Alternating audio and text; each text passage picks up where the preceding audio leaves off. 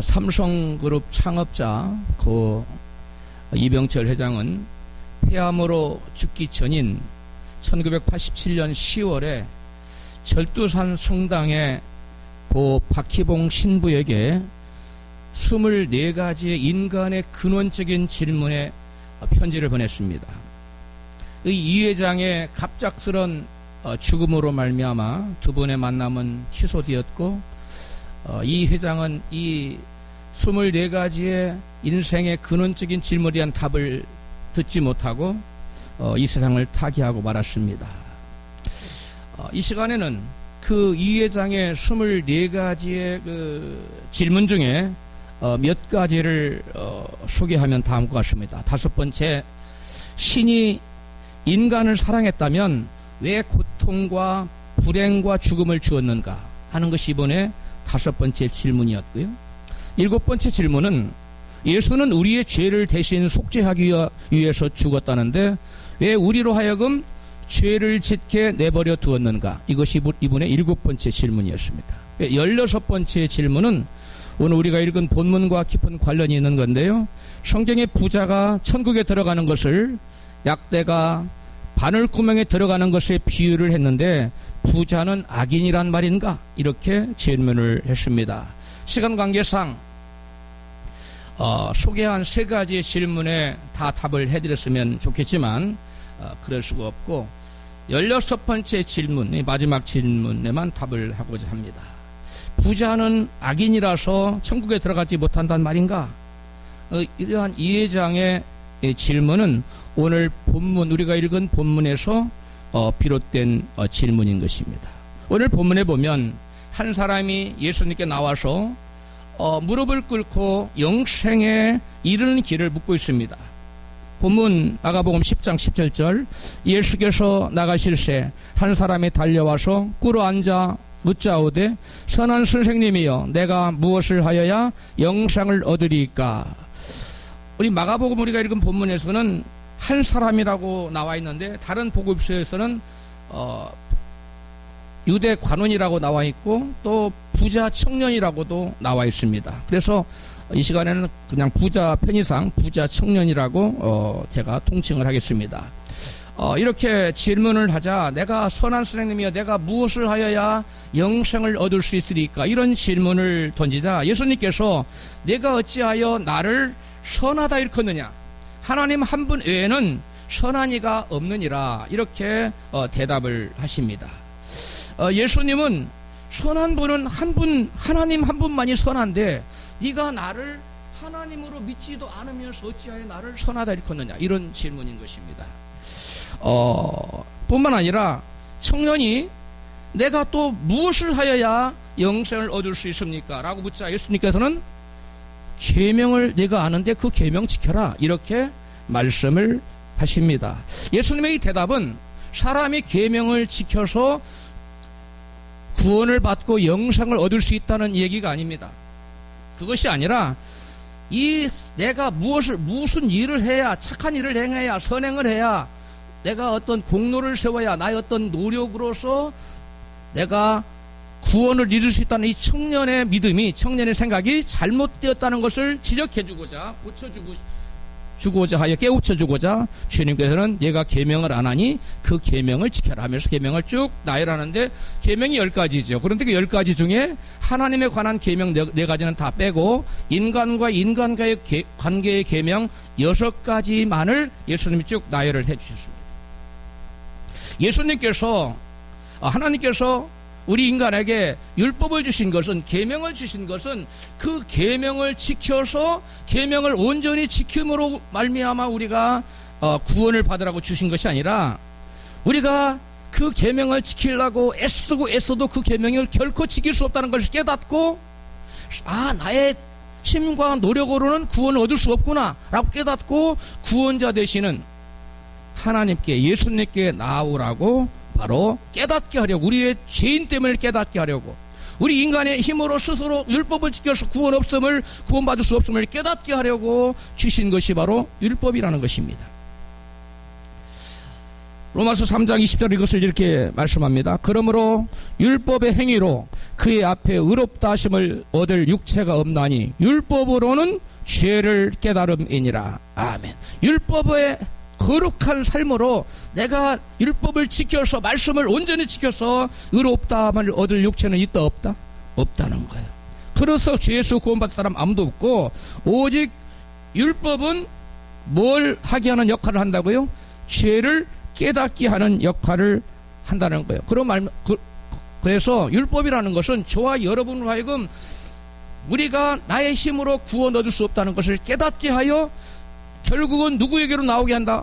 그리스도 예수께, 구원자 되신 예수께로 나오게 하는 역할을 한다는 것입니다.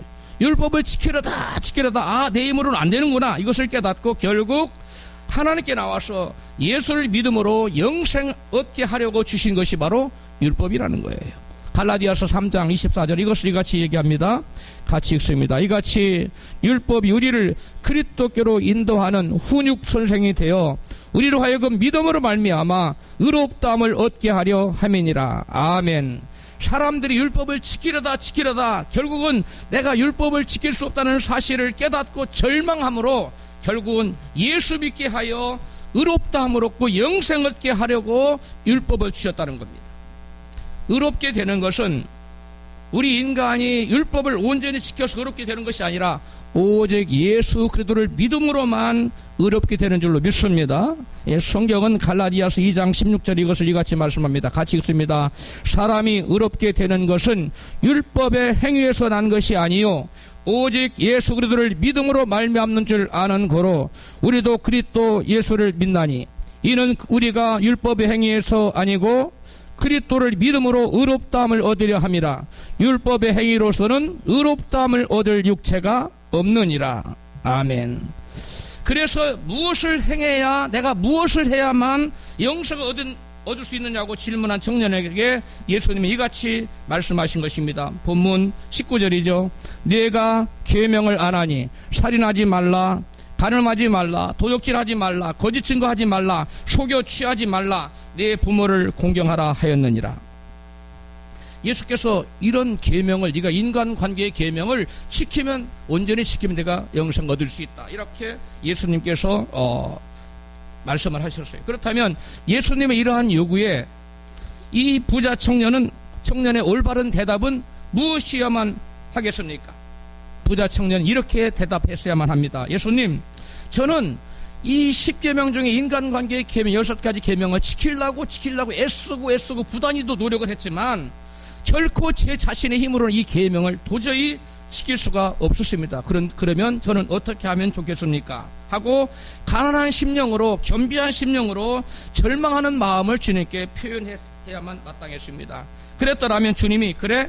율법은 원래 그것을 인간이 지켜서 구원 얻게 하려고 주신 것이 아니라 그 율법을 인간이 힘으로 스스로 지킬 수 없다는 걸 깨닫고 예수 그리스도 즉 나에게 나와서 나를 믿음으로 구원받게 하려고 주신 것이다. 할렐루야. 이렇게 예수께서 대답을 하셨을 텐데 이 부자 청년은 뭐라고 대답을 했다고요? 본문 20절에 보니까 여짜오되 선생님이여 이것은 내가 어려서부터 다 지키었나이다. 이렇게 너무도 당당하게 대답을 하자 예수님께서는 그래? 내가 내 힘으로 율법을 다 지켰다는 거지 지금. 내가 지금 크게 뭔가 착각하고 있구나. 너는 사실은 율법을 지키지 못했단다 하고 그 사실을 이 부자 청년이 율법을 온전히 지키지 못했다는 사실을 깨닫게 해주시기 위하여 이같이 말씀을 합니다. 본문 21절입니다. 예수께서 그를 보시고 사랑하사 가라사대 내게 오히려 한 가지 부족한 것이 있으니 가서 내 있는 것을 다 팔아 가난한 자들을 주라. 그리하면 하늘에서 보화가 내게 있으리라. 그리고 와서 나를 쫓으라 하시니 아멘. 예수님이 부자 청년에게 영생에 이르기에 내가 한 가지 부족한 것이 있다고 한 가지를 지적하십니다. 예수님이 지적하신 이 부자 청년에게 부족한 한 가지가 무엇일까요? 원래 사람에게는 원죄가 있습니다. 태어날 때부터 죄를 부모로부터 물려받아서 태어나요. 원죄가 있어서 그 누구도 아무리 착하고 성인 공자를 할지라도 내 인간의 힘으로는, 내 인간의 능력으로는 여러분 죄를 온전히 이기고 승리하는 삶을 살 수가 없는 것입니다. 어느 것에 걸려도 결국은 그 어떠한 계명에 걸려서 넘어지게 돼 있습니다. 그런데 이 부자 청년은 자신이 이웃사랑의 6가지의 계명을 다 지켰다고 예수님 앞에 아주 자신만만하게 대답을 하고 있습니다. 그래서 이 청년은 자기 자신이 죄의 권세에서 구원받아야 될 필요성을 전혀 느끼지 못하고 있다는 점이 이 청년의 치명적인 부족한 점입니다. 자신이 죄와 사망에서 구원받아야 할 비참한 운명이라는 사실, 나는 죄와 사망에서 구원받지 않으면 지옥에 떨어질 수밖에 없다는 그러한 비참하고 참담한 운명이라는 사실을 이 청년은 지금 깨닫고 있습니까? 깨닫고 있지 못합니까? 깨닫고 있지 못하고 있어요.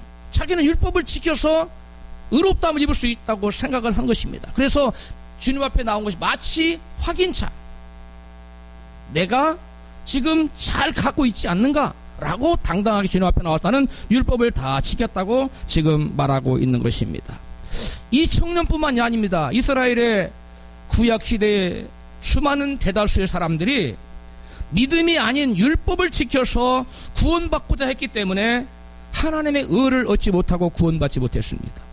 로마서 9장 30절은 그것을 얘기하는데요. 그런즉 우리가 무슨 말하리요? 의를 쫓지 아니한 이방인들이 의를 얻었으니 곧 믿음에서 난 의요. 의의 법을 쫓아간 이스라엘은 법에 이르지 못하였으니 이는 저희가 믿음에 의지하지 않고 행위에 의지함이라. 아멘. 여러분, 율법을 지켜 의를 행하려고 했던 유대인들은 의를 얻지 못했습니다. 그런데 반면에 의를 몰랐던 이방인들은 의를 얻게 되었는데 무엇으로 얻게 되었다고요? 믿음으로 얻었다는 것입니다. 유대인들은 왜 의를 얻지 못했습니까? 믿음으로 의지하지 않고 믿음으로 의를 얻으려고 하지 않고 무엇에 의지했어요? 행위에. 행위를 의지하여 자기가 착한 행실로, 아까 이 부자 청년처럼 착한 행실로 율법을 지킴으로 의를 얻으려고 했기 때문에 결국 실패하여 넘어졌고, 이방인들은 예수 그리스도를 믿음으로 의로움과 영생을 얻게 되었다는 것입니다. 할렐루야. 예수님은 이 청년이 이 계명을, 인간관계 6가지 계명을 온전히 지키지 못했다는 점을 깨닫게 하려고 한 가지를 요구하십니다. 그게 바로 뭐냐면 내 소유를 다 팔아서 가난한 자들에게 주라는 것입니다. 이 6가지의 인간관계의 계명은 한 가지를 하면 다 이루어집니다. 그 한 가지가 뭐냐면 내 이웃을 내 몸처럼 사랑하면 다 이루어지는 거예요. 자, 로마서 13장 8절입니다. 남을 사랑하는 자는 율법을 다 이루었느니라.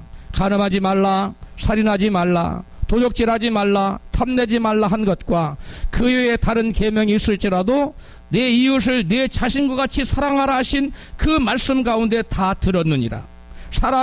사랑은 이웃에게 악을 행치 아니하나니 그러므로 사랑은 율법의 완성이니라. 아멘.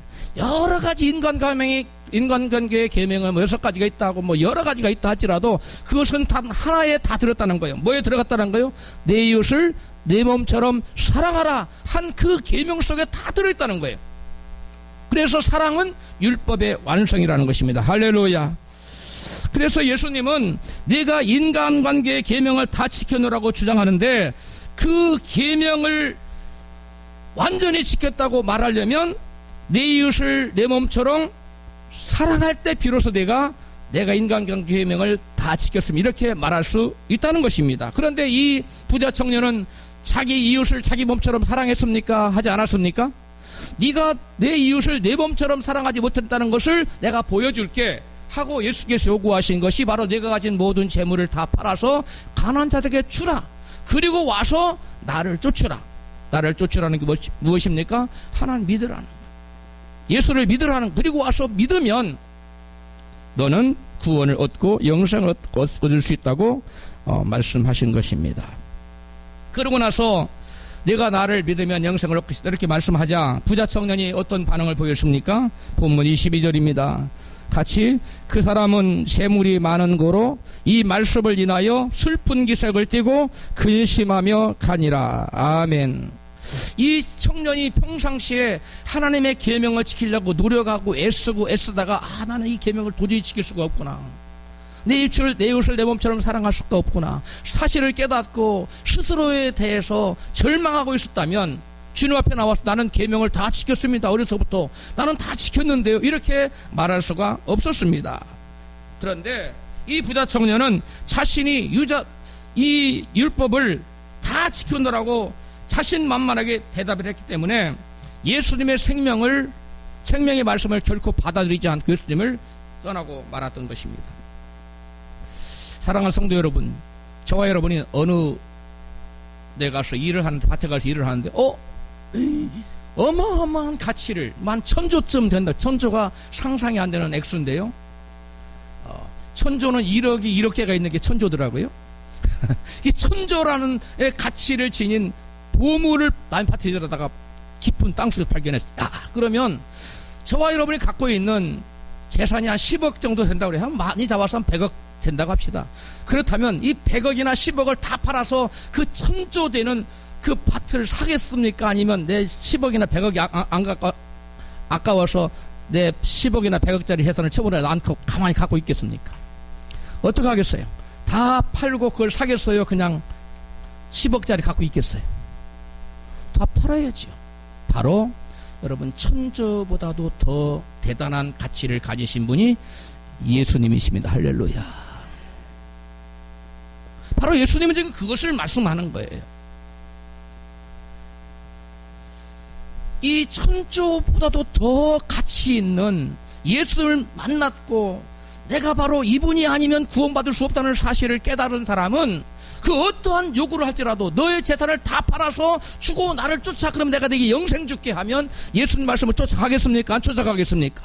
쫓아가지요. 예수님이 천조보다 더 귀한 가치를 가지고 있다고, 영생이 그만한 가치를 가지고 있는 사람은 분명히 쫓아갈 것입니다. 그런데 이 부자 청년은 예수님의 가치를 몰랐어요. 영생의 가치를 몰랐어요. 그리고 자기 자신이 얼마나 비참하고 참담한 운명에 처한 자기 자신의 현실을 몰랐어요. 그래서 예수님이 주신다고 하는 영생보다 자기가 가지고 있는 이 부자가 얼마나 가졌겠어요? 100억 가졌겠습니까? 그 정도 때문에 결국 예수님을 포기하고 슬픈 기색을 하고 근심해서 갔다고 오늘 성경은 여러분 말씀하고 있습니다. 여러분, 그러므로 사랑하는 성도 여러분, 생각해 보십시오. 이 부자 청년에게 진짜 부족한 한 가지, 네가 한 가지 부족하다 한 이 부족한 한 가지는 무엇입니까? 이 부자 청년에게 치명적으로 부족한 한 가지는 무엇입니까? 예수 없는 나 자신의 운명은 얼마나 비참하고 참담한지를 깨닫지 못하고 있다는 것이 이 청년의 참으로 참담하고 비참한 치명적인 부족한 점입니다. 깨달아졌으면 아멘 하십시다. 이 청년의 치명적인 부족한 점이 뭐라고요?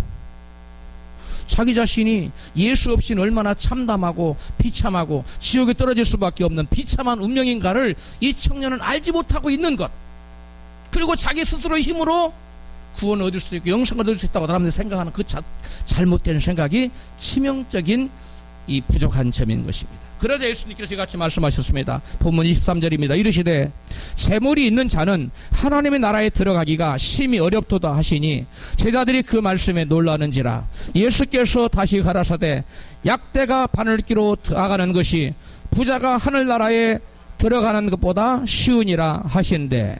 아멘. 부자가 천국에 들어가는 것이 낙타가 바늘기로 통과하는 것보다 더 어렵다고 말씀하시오. 예수님의 제자들은 깜짝 놀랐어요. 본문 26절입니다. 제자들이 심히 놀라 서로 말하되 그런즉 누가 구원을 얻을 수 있는가 하니. 예수님 당시에 유대인들은 생각했습니다. 물질적으로 부유한 사람들은 하나님께 복을 받은 사람들이다 라고 생각을 했어요. 그런데 이 부자 청년은 하나님께 복 받은 사람이에요. 거기다가 스스로 나는 어려서부터 뭐한 사람이다, 율법을 계명을 다 지킨 사람이라고 주장하고 있지 않습니까? 그러니까 제자들이 볼 때는 이 사람은 대단한 사람이에요. 그런데 이 사람조차도 하나님께 은혜 받고 복 받은 사람, 그리고 율법 어려서부터 지킨 이 사람조차도 구원받을 수 없어. 그렇다면 그런즉 누가 구원을 얻을 수 있는가라고 제자들은 자기들끼리 수근수근 했다는 거예요. 이 사람도 구원받을 수 없다면 하나님께 은혜 받고 하나님 축복받았고 어렸을 때부터 계명을 지킨 이 부자 청년이 구원받을 수 없다면 우리 같은 일반인들이야 우리는 막 살았는데 어떻게 구원을 받을 수 있겠는가 라고 제자들이 수근수근하기 시작했다는 것이에요. 제가 뭐 부흥회를 가거나 또는 신학교에서 강의를 할 때에 성도 여러분이 생각하는 것처럼, 학생 여러분들이 생각하는 것처럼 사람들이 단지 마음으로 믿어 의에 이르고 입술로 시인하여 구원에 이릅니다 라고 그러한 마음으로 믿고 입술로 시인하기만 하면 구원 받는 것이 아니라 회개의 열매, 믿음의 열매를 맺고 하나님 원하신 의의 열매, 빛의 열매를 맺어야만 믿음이 입증되는 열매가 있어야만 구원받습니다 라고 강의를 하거나 또 설교를 하면 수근수근합니다. 그러면 누가 구원을 받을 수 있단 말이야? 과연 열매 맺어서 구원받을 사람이 몇 명이나 됩니까?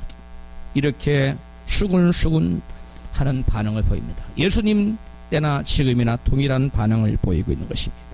놀라워하며 수근수근하는 제자들에게 예수님께서는 뭐라고 말씀하십니까? 본문 27절입니다. 같이 읽어요. 예수께서 저희를 보시며 사람으로서는 할 수 없으되 하나님으로서는 그렇지 아니하니 하나님으로서는 다 하실 수 있느니라. 아멘. 예수님 말씀은 구원은 사람의 힘으로 사람이 노력한다고 해서 얻을 수 있는 것이 아니고 하나님의 전적인 은혜로 하나님의 능력으로만 가능하다는 것이에요. 부자 청년은 예수께서 요구하신 자기의 소유를 포기할 수 없었기 때문에 주님을 떠나고 말았어. 영생을 주시겠다고 하는 예수님을 떠나고 말았어요. 이 부자 청년은 여전히 자기가 재물의 주인 그리고 자기 인생의 주인 역할을 하고 싶었던 것입니다. 근데 예수님은 네가 그러한 모든 자리에서 내려오라는 것이에요. 네 인생의 주인은 너도 아니고 네 재물의 주인도 네가 아니다. 이 모든 것의 주인은 나 여호와 하나님 창조주 나 예수가 이 모든 것의 주인이라고 예수께서 말씀하시고 그 자리에서 스스로 주인된 자리에서 내려오라고 요구하고 계시는 것입니다. 그러나 이 사람은 자기가 여전히 주인 노릇을 하고 싶었어요. 그래서 예수님을 슬퍼하며 근심하며 떠났다고 성경은 말씀합니다. 예수님께서는 예수님의 제자가 되기 위한 조건을 누가복음 14장 26절부터 쭉 말씀을 하시는데요. 세 가지를 말씀해요. 같이 읽습니다. 무릇 자기 부모와 처자와 형제와 자매와 및 자기 목숨까지 미워하지 아니하면 능히 나의 제자가 되지 못하고, 이게 첫 번째예요. 자기 가족은 물론 자기 뭐까지도 자기의 목숨조차도 하나님보다 앞세우면, 예수님보다 앞세우는 사람은 주님의 제자가 될 수 없다는 거예요. 이 사람은 구원과도 상관이 없고 영생과도 상관이 없고 천국과도 전혀 상관이 없다는 거예요. 이게 첫 번째 조건이에요. 두 번째 27절입니다. 누구든지 자기 십자가를 지고 나를 쫓지 않는 자도 능히 자기 제자가 되지 못하리다. 이게 자기 십자가는 뭐냐? 우리에게 사명의 십자가가 있습니다. 또 우리가 이 말씀을 지킬 때에 여러 가지 고난을 당하고 어려운 일을 당합니다. 그게 자기 십자가예요. 말씀을 지키고자 할 때 당하는 여러 가지 고난, 이것이 자기 십자가. 이 십자가를 포기해버리는 사람, 이 십자가를 붙들지 않는 사람도 주님의 제자가 될 수, 이게 두 번째 주님의 제자가 되는 조건이에요. 그 다음에 33절은 말씀합니다. 이와 같이 너희 중에 누구든지 자기의 모든 소유를 버리지 아니하면 능히 내 제자가 되지 못하리라. 이것이 제자가 되기 위한 세 번째 조건인데, 이게 뭐냐면 네가 네 인생의 주인 되지 말라는 거예요.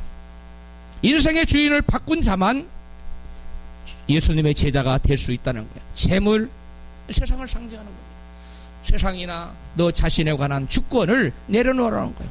네가 가진 모든 것, 심지어 너의 목숨까지도 사실은 누가 주인이다? 네가 주인이 아니라 나 여호와가, 나 천지 만물을 창조하신 주 하나님 예수, 나 예수가 네 인생의 주인이다. 믿으시면 아멘 하십시다. 이것을 인정하는 자만이 예수님의 제자가 될 수 있고, 그러한 자가 영생과도 천국의 주인공이 된다는 것입니다. 예수님께서는 주님의 제자가 되기 위한 조건을 세 가지로 말씀하고 있는데, 한마디로 말하면 뭡니까? 이걸 한마디로 딱 말하면 뭐예요? 내 인생의 주인을 바꾸라는 것입니다. 따라서 합시다. 내 인생의 주인을 바꾸라. 네가 가진 모든 소유는 물론이고 너의 목숨까지도 네가 스스로 주인됨을 내려놓고 하나님의 이 모든 것의 주인인 것을 인정하라는 거예요. 이것이 바로 예수님의 요구인 것입니다. 할렐루야. 저와 여러분 진정 예수님의 제자가 되어서 영생 얻고 천국의 주인공 되기를 원하십니까? 그렇다면 나의 주권을 포기해야 됩니다. 그리고 모든 주권을 주님께 내어드려야 돼요. 내가 가진 재능, 건강, 여러 가지 명예, 높은 지위, 돈, 가족, 심지어 나의 목숨까지도 이 근원이 누구에게 있다고요?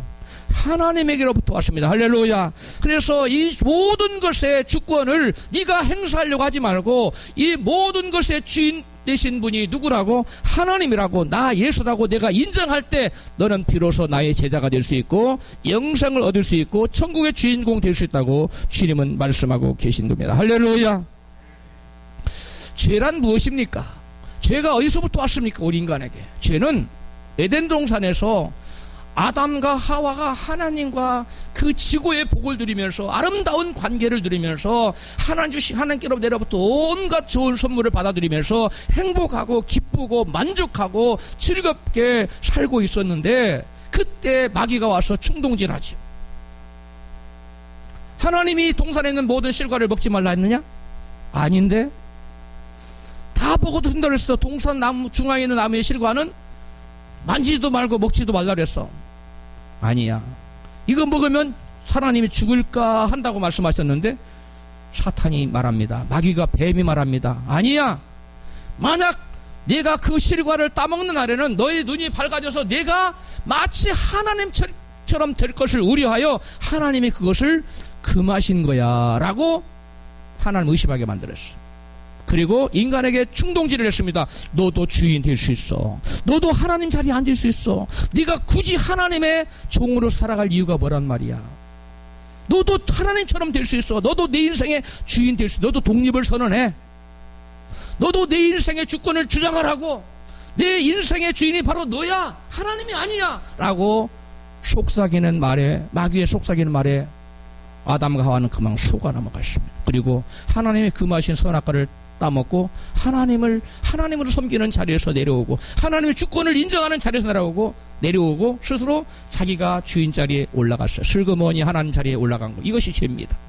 그렇다면 우리가 죄를 회개하려면, 우리의 근본적인 죄를 회개하려면 하나님의 주권을 내가 빼앗아 찬탈하고 하나님의 왕좌를 내가 찬탈했는데 그 왕좌를 다시금 주님께로 내어드리는 것이 회개인 줄로 믿습니다.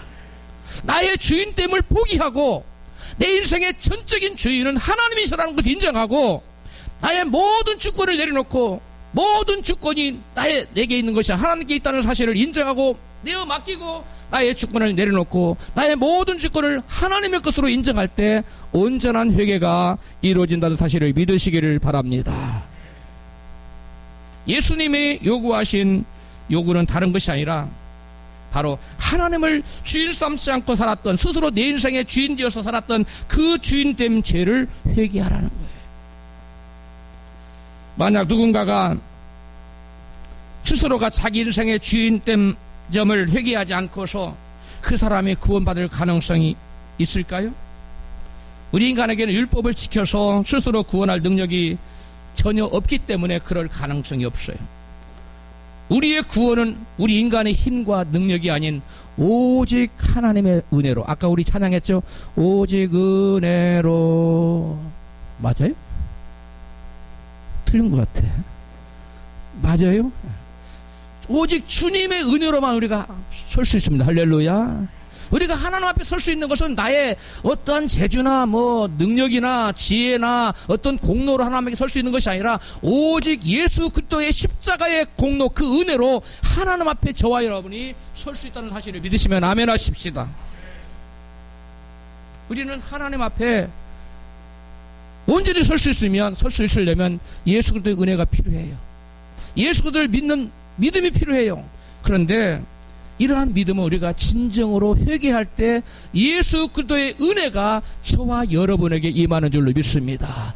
예수 그리스도의 십자가의 그 공로, 예수께서 저와 여러분을 대신하여 십자가에 달려 피 흘려 죽으셨는데, 그러므로 말미암아 당신의 그 생명을 우리에게 부어주셨는데, 그 예수님의 놀라운 은혜가 우리에게 임하려면 저와 여러분이 회개해야 돼요.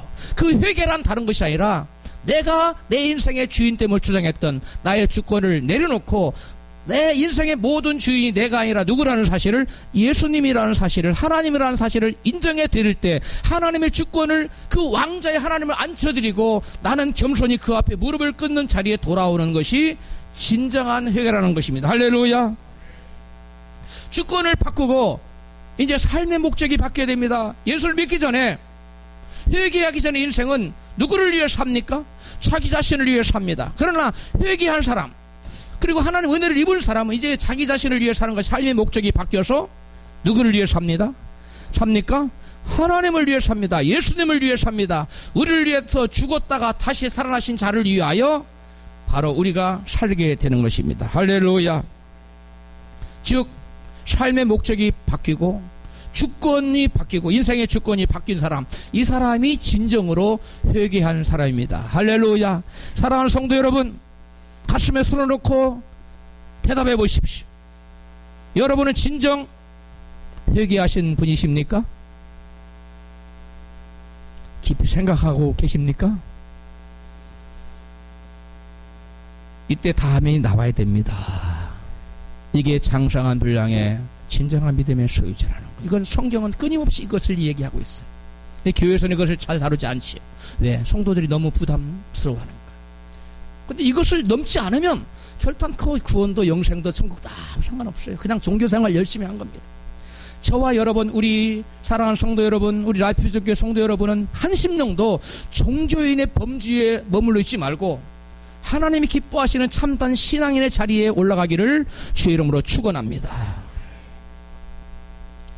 오늘날 많은 사람들이 삶의 주인과 일생의 목적을, 삶의 목적을 바꾸는 진정한 회개 없이 예수 믿는다고 말하고 있습니다. 그것이 가능할까요?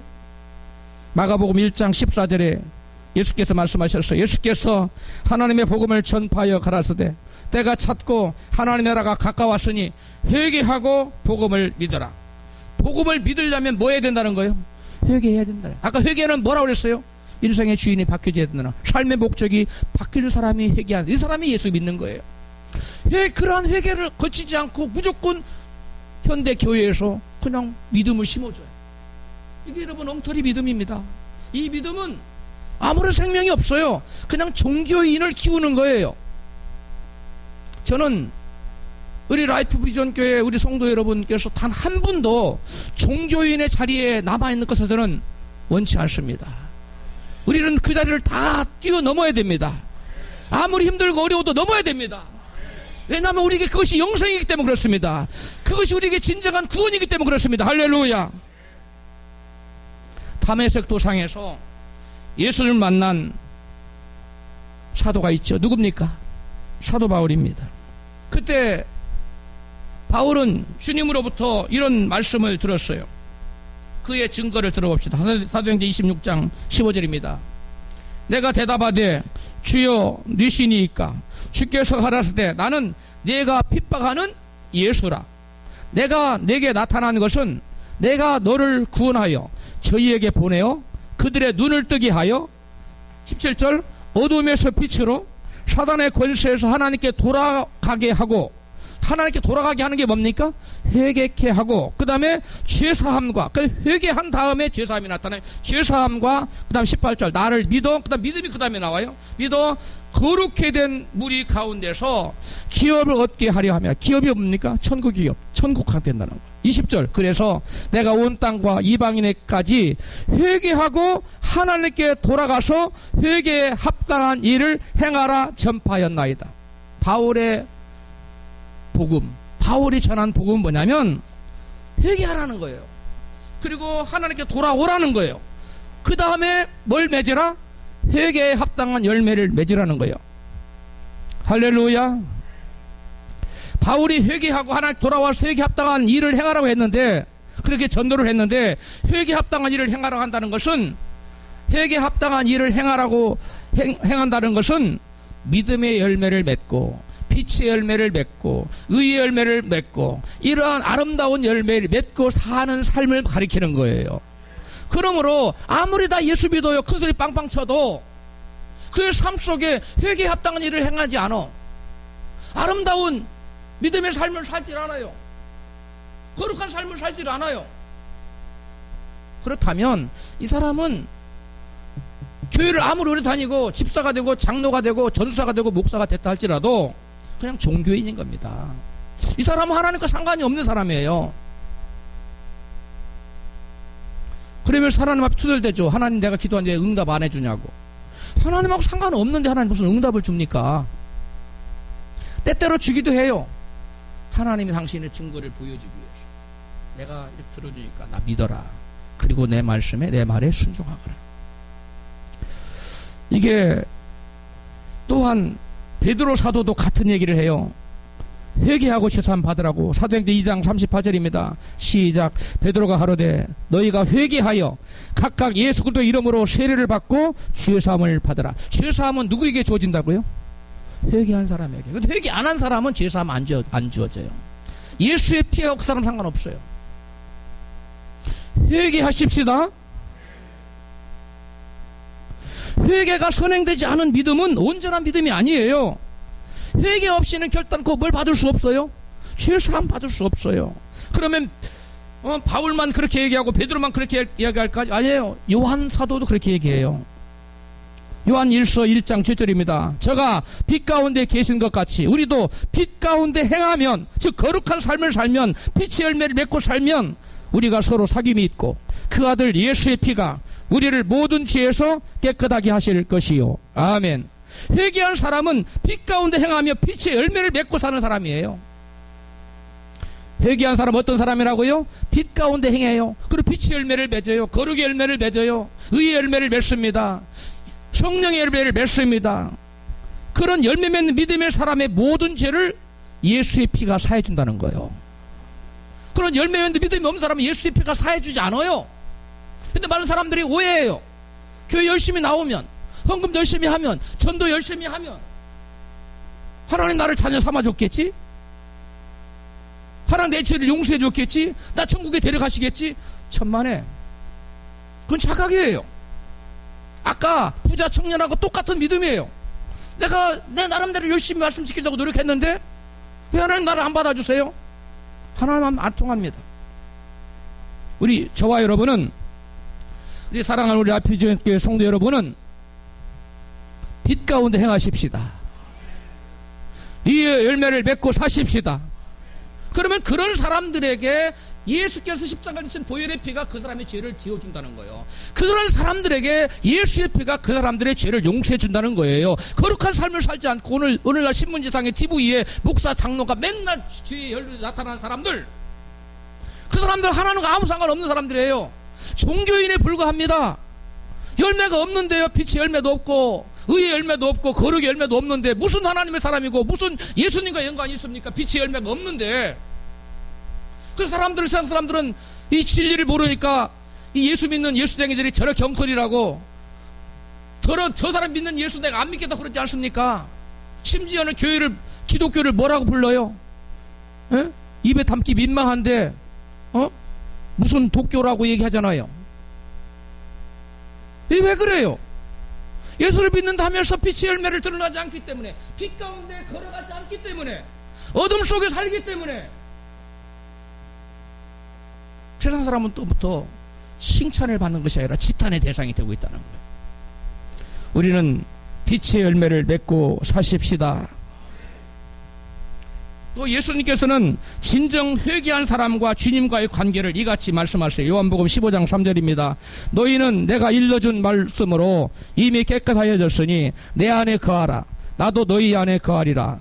가지가 포도나무에 붙어있지 아니하면 절로 과실을 맺을 수 없음같이 너희도 내 안에 있지 아니하면 그러하리라. 나는 포도나무요 너희는 가지니 저가 내 안에 내가 저 안에 있으면 이 사람은 과실을 많이 맺나니 나를 떠나서는 너희가 아무것도 할 수 없습니다. 6절 사람이 내 안에 거하지 아니하면 가지처럼 밖에 버려져 말라지나니 사람들이 이것을 모아다가 불에 던져 사르느니라. 아멘. 진정 회개한 사람은요, 죄를 씻음받고 말씀으로 깨끗해질 사람입니다. 그런 사람들은 마치 포도나무에 붙어있는 가지와 같은 사람이에요. 포도나무에 붙어있는 가지는 저절로 뭘 맺습니까? 열매를 맺습니다. 가지가 포도나무에 붙어있지 않고 떨어져서 열매를 맺으려고 아무리 노력해도 열매가 맺어집니까? 안 맺어집니다. 가지가 꺾여만 져도 열매 안 맺습니다. 그 떨어져 있는데 무슨 열매를 맺어요? 우리가 진정으로 회개를 한 사람만이 주님과 포도나무에 붙어있는 가지처럼 된다는 거예요. 그러므로 옆에 계신 분이 우리 진짜로 회개합시다. 진짜 회개가 뭐라고요? 뭘 바꾸는 거라고요? 두 가지를 바꿔야 돼요. 뭘 바꿔야 돼요? 주권과 뭐예요? 또 하나는 삶의 목적. 내 주권과 인생의 주권과 주인자리와 주인자리를 내가 주인자리에서 하나님을 내 인생의 주인 자리에 왕이시 예수님 오시옵소서 이렇게 모셔야 된다는 거예요. 그 다음에 인생의 목적을 나를 위해서 나의 영광, 내 자기 자랑, 돈 벌어가지고 큰 차 뽑아가지고 몸에 힘줘야지, 남한테 과시해야지, 이런 자기 영광, 이생의 사랑, 안목의 정욕, 안목의 자랑, 육신의 정욕, 이런 것들을 쫓아서 폼잡고 살려고 하는 자기의 영광을 위해 사는 거, 그게 삶의 목적이 되면 그 사람 하나님과 상관이 없다는 거예요. 삶의 목적을 완전히 바꾸는 회개하는 저와 여러분 되시기를 주의 이름으로 축원합니다. 회개하지 않고 여전히 자기 자신이 자기 인생의 주인인 사람은 나무에서 잘라나간 가지처럼 결단코 의의 열매를 맺을 수 없어요. 우리 예수님이 의의 나무인 줄로 믿습니다. 의의 나무이신 예수님께 우리가 가지가 붙어 우리가 열매를 맺어요. 그런데 우리가 회개하지 않는 사람은 여전히 자기가 인생의 주인인 사람은 의의 나무가 아니라 죄의 나무에 딱 붙어 있어요. 그럼 열매를 어떤 열매를 맺습니까? 죄의 열매를 맺어요. 죄와 사망의 열매를 맺어요. 지옥의 열매를 맺습니다. 그러므로 저와 여러분은 반드시 회개해야만 될 줄로 믿습니다. 그런즉 누가 구원을 얻을 수 있겠나이까? 제자들이 수군거렸어요. 누가 진정 구원 얻을 수 있겠습니까? 구원 얻을 수 있는 사람은 절망하고 심령이 가난해진 사람이 구원 얻을 수 있어요. 아, 내 힘으로는 구원에 이를 수 없구나. 절망하고 가난한 심령이 된 사람이 하나님의 은혜를 받을 수 있어요. 이 사람은 구원받을 수 있어요. 마태복음 5장 3절입니다. 심령이 가난한 자는 복이 있나니 천국이 저희 것임이요. 이 말씀 다 외우잖아요. 심령이 가난한 자는 복이 있나니 뭐가 어떻게 된다고요? 천국이 저희 것입니다. 그 사람들의 것. 심령이 가난한 자가 되기를 주의 이름으로 축복합니다. 누가 심령이 가난한 자냐 이거예요. 누가 심령이 가난한 자예요? 심령이 가난한 자는 내가 말씀으로 살려고 열매를 맺으려고 부탁 노력했는데 열매가 안 맺어져. 말씀대로 안 살아져. 난 어렵게 살고자 하는데 자꾸 불의 열매가 내게서 나타나. 절망하는 거예요. 하나님 어떻게 하면 좋습니까? 이런 사람은 자기 자신이 내 인간의 힘과 능력, 공로로 구원받을 수 없다는 것을 깨달은 사람, 이런 사람은 심령이 가난해질 수밖에 없어요. 근데 아까 부자 청년처럼 난 어려서부터 말씀 다 지켰는데요, 난 착해요, 난 거룩해요, 나 같은 사람 천국 못 가면 누가 가? 뭐 이렇게 말하는 사람, 교회 다니는데 천국 안 가면 어떡해? 교회 다니면 다 가는 거지, 이렇게 생각하는 사람은 결단코 심령이 가난해질 수가 없습니다. 마음으로 믿어 의에 이르고 입술로 시인하기만 하면 구원받는다고 생각하는 사람은 결단코 20년 30년 교회 다녀도 심령 가난해질 수 없어요. 스스로 무력함을 깨닫지 못한 사람은 결단코 심령이 가난해질 수가 없어요. 절대적으로 거룩하신 하나님을 딱 대면하면 심령이 가난해져요. 이사야 선지자가 성전에서 하나님께 기도하는 가운데 여호와 환상 중에 여호와의 이상이 보였어요. 보좌 가운데 이상이 보였는데 이사야가 이렇게 고백합니다. 이사야 6장 5절에 화로다 나여 망하게 되었도다 나는 부정한 사람으로 여호와를 비었음이로다, 이렇게 고백을 해요. 절망합니다. 그때 나는 망하게 되었다고 절망한 이사야 선지자에게 스랍 천사가 단에서 취한 숯불을 가지고 와서 이사 입술에 딱 대면서 뭐라고 말하냐면 내 죄가 사여졌느니라. 할렐루야. 누구에게 지금 죄사함을 선언합니까? 절망하는 사람. 절대자 하나님을 만나라고 나는 망하게 되었다고 절망하는 사람. 나는 정말 구원받을 가망성이 없구나. 나는 아무래도 말씀을 못 지키고 있는데, 이렇게 절망하는 사람은 오히려 소망이 있다는 것입니다. 할렐루야. 여러분, 죄 때문에 절망하고 있습니까? 내가 죄에 앉아야 되나, 자꾸 죄에 끌려다니지, 나는 어떻게 하면 좋아, 이렇게 절망에 빠진 사람, 이런 사람에게 오히려 소망이 있다는 것입니다. 베드로 사도가 예수님이 절대자이심을 자각하고 절망하고 가난한 심령을 갖게 되는데요, 누가복음 5장 8절입니다. 시몬 베드로가 이를 보고 예수의 무릎 앞에 엎드려 가로되 주여 나를 떠나소서 나는 죄인이로소다 하니. 시몬 베드로가 절대자 예수님이 보통 사람이 아니라 이분은 하나님이네, 그걸 깨닫고 주여 나를 떠나소서 나는 죄인이로소이다, 이와 같이 베드로가 가난한 심령을 갖게 됩니다. 심령이 가난한 사람은 지옥이 얼마나 무서운지를 알지만 스스로 죄를 이길 수가 없어서 지옥에 갈 수밖에 없음을 깨닫고 절망하는 사람이 심령이 가난한 사람이에요. 오늘날 많은 사람들이 마음으로 예수 믿고 입술로 시인하기만 하면 구원받는다, 그렇게 구원을 너무 쉽게 생각하고 도무지 절망하지 않습니다. 그런데 우리 라이프교회 성도 여러분들 중에 절망하는 분들을 제가 요즘 많이 봐요. 목사님, 저 가망성이 없어요. 저는 이런 분에게 오히려 소망이 있습니다. 왜냐? 구원은 그 자리에서부터 시작되는 거예요. 이 자리에 들어가지 않으면 절단 그 구원의 자리로 들어갈 길이 없습니다. 이게 너무나 중요한 지금 체험을 하고 있는 거예요. 이러한 자리에 들어가지 않은 사람은 구원과 너무 거리가 멀어요. 소파 너무 멀어요. 그런데 목사님, 저는 아무래도 천국 못 갈 것 같아요. 목사님, 너무 어려워요. 내가 해라 너무 힘드는데요. 이렇게 절망하는 분이 계십니까? 그런 분들은 소망이 있다는 거예요. 할렐루야. 많은 사람들이 구원을 너무 쉽게 생각해요. 예수님의 구원의 문은 좁은 문이라는 말씀을 한 귀로 듣고 한 귀로 흘러요. 그리고 좁은 길로 걷지 않고, 좁은 길로 가려면 힘들고 어렵거든요. 그러니까 자기는 구원받았다고 하면서 넓은 길로 막 걸어가요. 좋다고. 그 길이 무슨 길인데? 사망길인데 그 길로 막 달려가는 거예요. 세상 사람들하고 똑같이.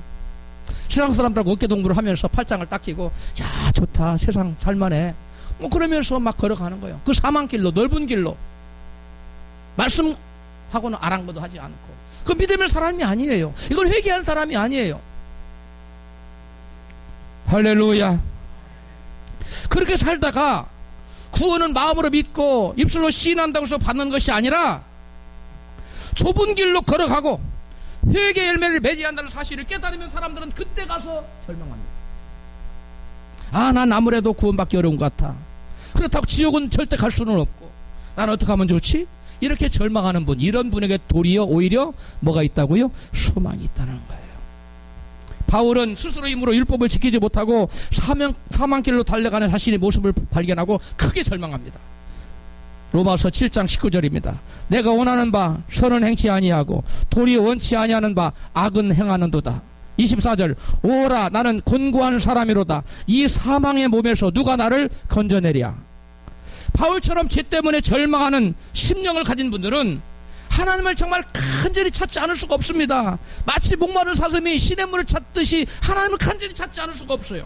시편 42편 1절 하나님이여 사슴이 시냇물을 찾기에 갈급함같이 내 영혼이 주를 찾기에 갈급. 이 심령이 된다는, 이게 가난한 심령이에요.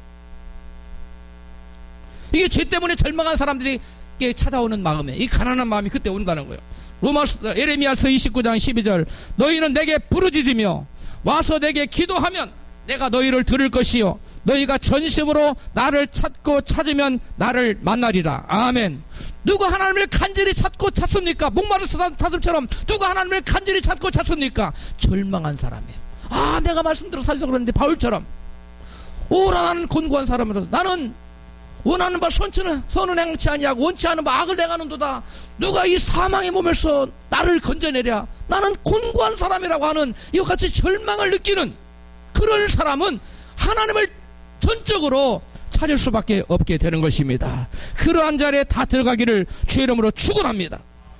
바울은 죄를 이길 수 없는 자신을 발견하고 절망하다가 마침내 구원의 길이 자기 자신에게 있지 아니하고 하나님께 있다는 사실을 발견하고 소망에 찬 외침을 합니다. 로마서 8장 1절입니다. 그러므로 이제 그리스도 예수께 속한 사람은 정죄받는 일이 결코 없습니다. 생명을 주시는 성령의 능력이 죄와 죽음의 악순 안에서 나를 해방시켜 주셨기 때문입니다. 현대어 성경이 너무 해석이 잘 됐어요. 번역이 너무 잘 됐어요. 죄의 세력에서 벗어나는 길은 오직 성령의 능력밖에 없기 때문에 성령을 받아야 되는데 성령을 어떻게 받을 수 있을까요? 사도행전 2장 38절에 베드로가 가로되 너희가 회개하여 각각 예수 그리스도 이름으로 세례를 받고 죄 사함을 얻으라. 그리하면 성령을 선물로 받으리니. 성령을 선물로 받으려면 뭐 해야 된다는 거예요? 회개해야 된다는 거예요. 회개하십시다. 성령 받지 않고는 구원의 역사가 이루어질 수 없는데, 그 구원의 역사는 구원의 역사를 하나님으로 살 수 있다는 그 하나님의 성령으로 하신다는 건데, 그 성령을 받으려면 저와 여러분이 뭐 해야 된다고요? 회개해야 돼요. 회개. 사람으로서 이룰 수 없는 구원을 하나님께서는 성령을 통해서 어떻게 이루시는지 바울의 증거를 통해 알아보겠습니다. 제가 이것을 현대어 성경으로 읽어드릴 건데요, 제가 너무 놀랐어요. 이 현대어 성경이 로마서 8장이 얼마나 번역이 잘 됐는지 원어에 너무 가깝게 아주 잘 됐어요. 같이 읽습니다. 로마서 8장 3절 시작. 하나님의 율법을 알고 있는 것만으로는 죄의 지배를 벗어나 구원받을 수 없습니다. 우리가 그 율법을 다 지킬 수 없기 때문에 하나님은 자신의 아들을 사람의 몸으로 보내 우리의 죄를 대속할 희생 제물로 삼으심으로써 우리를 지배하는 죄를 멸하셨습니다. 4절. 그러므로 이제 우리가 성령을 따라 산다면 하나님의 율법을 지키며 사는 것이며 육신의 죄를 벗어나는 길입니다. 아멘. 내가 막 율법 지키려고 애를 써서 되는 것이 아니라 뭐 하기만 하면, 성령을 따라 살기만 하면 율법 지켜지는 것이고 육신의 죄를 이기는 거예요. 할렐루야. 그 다음에 5절. 육신을 따라 사는 사람은 자신만을 즐겁게 하기 위해 살지만 성령을 따라 사는 사람은 하나님을 기쁘시게 하는 일을 위해 삽니다. 6절. 성령을 따라 살면 생명과 평안을 누리지만 육신을 따라 살면 죽음에 이르게 됩니다. 육신의 생각은 하나님을 대적하기 때문입니다. 13절입니다. 만일 여러분이 육신의 욕망을 그대로 따라간다면 여러분은 길을 잃고 장차는 멸망하고 말 것입니다. 지옥에 떨어진다는 거예요. 그러나 성령의 능력으로 육신의 악한 행동을 깨뜨려 버린다면 여러분은 살게 될 것입니다. 구원받게 될 것이란. 할렐루야. 진정 회개하고 참된 믿음을 가지고 사는 사람들이 죄의 사함을 받을 수 있고, 그래야 성령을 선물로 받을 수가 있습니다. 믿으시면 아멘 하십시다. 우리 모두 회개하여 성령 받고 성령을 따라 사는 사람이 되어서 성령의 능력으로 죄를 이기고 구원받아 영생 천국에 이르는 저와 여러분 되시기를 축원합니다.